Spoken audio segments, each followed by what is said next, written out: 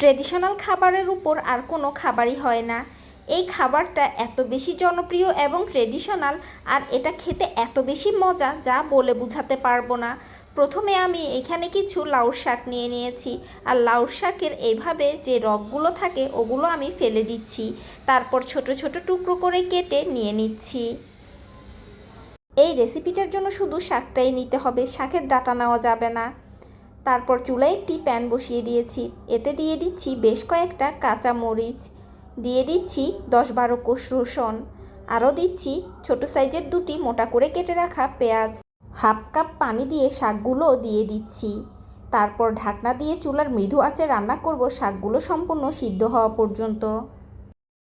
শাকগুলো সিদ্ধ হলে নেড়ে চেড়ে চুলা থেকে নামিয়ে ঠান্ডা করে ব্লেন্ডারের সাহায্যে পেস্ট করে নিব। আপনারা চাইলে পাটায়ও বেটে নিতে পারেন। একটি প্যানে বেশ খানিকটা তেল নিয়ে নিয়েছি, তারপর এর মধ্যে দিয়ে দিচ্ছি হাফ চা চামচ কালো জিরা। কালো জিরার ফোড়নে এই শাকটা কিন্তু অনেক বেশি টেস্টি হয়। স্বাদ মতো লবণ ও পেস্ট করে রাখা লাউ শাকগুলো দিয়ে দিচ্ছি। এবার অনবরত নেড়ে চেড়ে ভাজার পালা। বেশ খানিকটা সময় নিয়ে চুলার মিডিয়াম আঁচে শাকগুলোকে ভাজতে হবে। ঝালটা একটু কম মনে হচ্ছিল, তাই বেশ খানিকটা কাঁচা মরিচ অ্যাড করে আবারও ভাজা শুরু করলাম। ভাজতে ভাজতে এক পর্যায়ে শাকের মিশ্রণগুলো প্যানের গা ছেড়ে আসবে, তখনই বুঝতে পারবেন যে শাকগুলো ভাজা হয়ে গিয়েছে।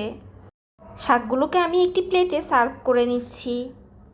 ট্রেডিশনাল ওয়েতে এই শাকটা যেদিন রান্না হয় সেদিন রান্নার সাথে সাথেই আমার ক্ষুধা লেগে যায়, আর আমি বসে পড়ি খেতে। এই ট্রেডিশনাল রেসিপিটা যারা এখনও ট্রাই করেননি তারা একবার ট্রাই করে দেখবেন। এই রেসিপির জাস্ট প্রেমে পড়ে যাবেন।